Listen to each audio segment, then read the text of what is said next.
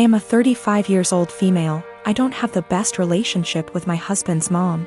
Since day one she tried to make remarks and compare me to her.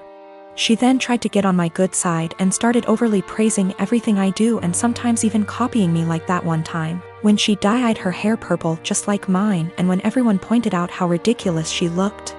She actually blamed me and accused me of trying to make a joke out of her.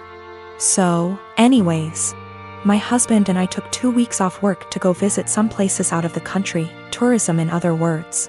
Thing is, I was the one who saved up for and arranged for the trip. My husband was responsible for booking the tickets. My husband's mom wanted to come along and threw temper tantrums when I said no. She called, texted, sent people to talk to me into letting her come. Even threatened to call the police and make some complaint up to get us to stay if she can't come. My husband said we should just take her, but I told him he was wrong to tell her about the trip in the first place. He gave me an ultimatum. Said he wouldn't go if she can't come, and I told him I'd gladly call his bluff, which made him take his words back and say, fine. I will tell her to stop it because we won't take her. Things got quieter, suspiciously quieter. The day of the trip came and we got to the airport at 2 p.m. My husband was walking ahead of me and was looking left and right like he was looking for someone.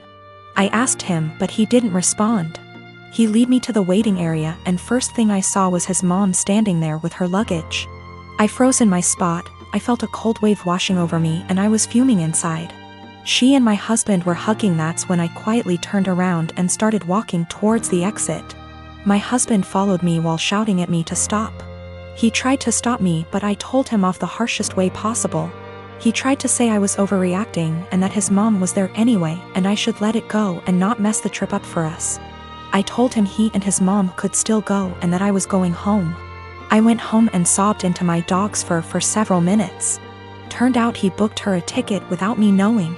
An hour later he came home yelling and raging about how pathetic and spiteful I was to walk out and go home and ruin the trip last minute. I told him he caused this to happen. He said that I was being so hard on his mom, it's ridiculous. I refused to fight anymore, but he kept on berating me, then called my family to tell them that the trip was cancelled, and that it was because of me. My family said that I shouldn't have ruined it for myself and should have sucked it up and done my best to enjoy. My mom left my dad when I was 17, I'm 29 now, and had a new boyfriend literally straight away. We all suspected that she was cheating with this dude beforehand, but there was never any proof, and she even to this day refuses to admit it. She had 2 more kids with this guy. When my mom and dad broke up, I moved out to live with my dad, who had moved back in with his parents. The major reason for this was because she told me to leave as I kept fighting with her new dude. I really did not want to deal with a new guy in my mom's life, and I was really upset that she didn't give a shit about how much pain my dad was in. When she told me to leave, something in me changed and I am still unable to forgive her. That solidified BC. My 14-year-old sister stayed with my mom for a year and then begged to come and live with my dad because she hated it so much at my mom's place. And my sister and mom were close, so for my sister to feel that way, it must have been bad. Since I was 18, my grandparents kept pushing me to start a business. BC. I liked to tinker and had built a few specialized tools for a niche construction industry that my dad was in, and they saw potential in me. They gave me a lot of money as an investment. Actually, they mortgaged their house, that's much they believed in me, and basically, I majorly lucked out and managed to land some national contracts at 24 that turned into more than a few millions of dollars over a few months when the business boomed. The profit trajectory has risen since then, and basically, I'm living a life I never thought would be for a schmuck like me. I moved my dad, sister, and grandparents out to the East Coast a couple years back, and we've started a new life. I am surrounded by people who see and saw the best in me, and I'm grateful so much. BC. I was seriously messed up after my mom blew our family apart. For the last couple years or so, my mom has been on my case to reunite with her. She is getting increasingly more insistent that I go visit her and her boyfriend and kids, and keeps trying to guilt trip me because my sister has a much more privileged life now and my younger 2 half-siblings don't. She keeps telling me that even if I don't forgive her, I should look out for the kids as they're innocent in all this. She made her bed and she can lay in it, but the guilt eats me alive sometimes. I just can't forgive her though. I met this guy in January and he became my boyfriend in February.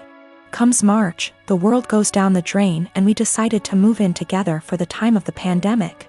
A few weeks ago, he shows me a post where this guy is challenged to an arm wrestling competition by his GF. The guy didn't seem to have any sort of training / workout, whereas his girlfriend did. I commented he might have a surprise. My boyfriend started educating me on biology and how men are stronger than women. I told him there were way too many factors to take into consideration to make such a broad comment. I have been doing weightlifting for 2 years and my boyfriend has never seen a gym in his life, so I used us as an example. That was a big mistake. He got really defensive and condescending, and made comments like, "That's cute." I just let it go. Fast forward to yesterday.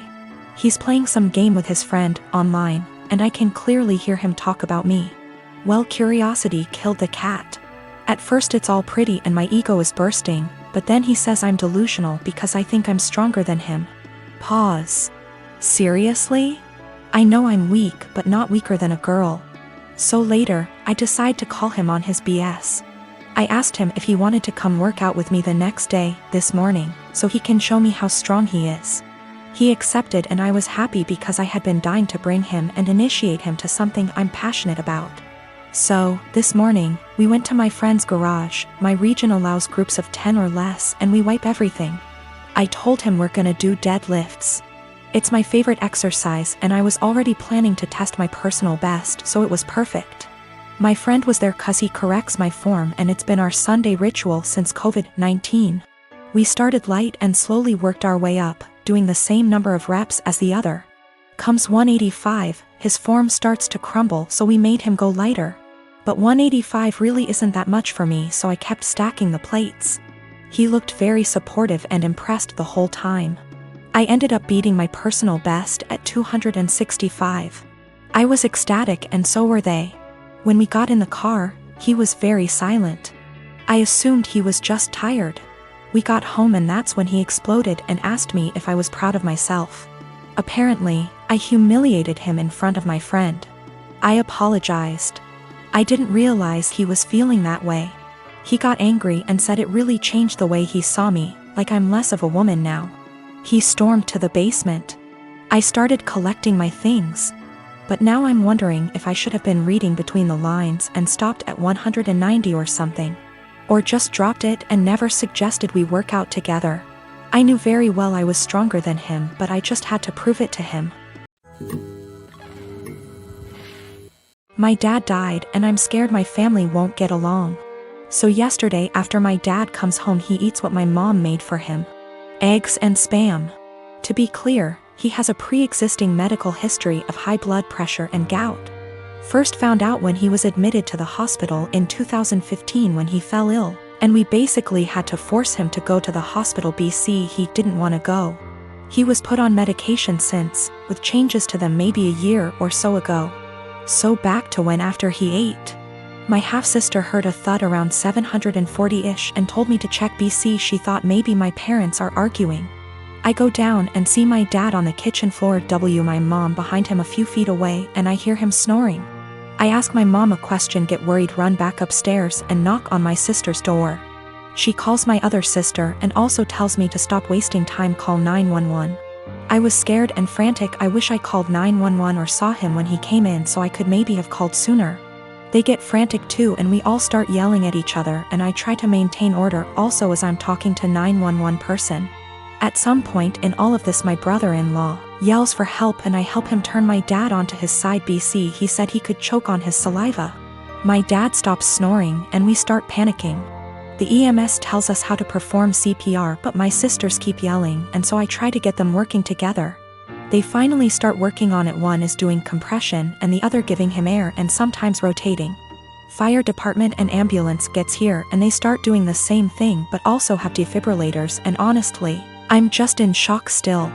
It was maybe 8:03 p.m. when they came or so, I don't remember, it's all a blur. I checked my phone for timestamp, but I called twice so I forgot when original call was placed. They called it at 8:50 p.m. and I just began to lose it. My aunt comes and my sister is trying to call my dad's work to let his bosses know. We talk about how we want my dad's arrangements and agree on cremation. BC we don't have the money for anything else, but also my sister wants the remains. My mom is bipolar schizophrenic and my sisters and bro-in-law don't get along her because of a whole history that would keep you here forever if I tried to type it. My dad was a bad person but he still chose us and tried his best to provide regardless of his fallacies. He had my mom's back too, saying he wouldn't kick her out or place her in a mental home. My sisters kinda want that, I think, but I'm scared to talk about it.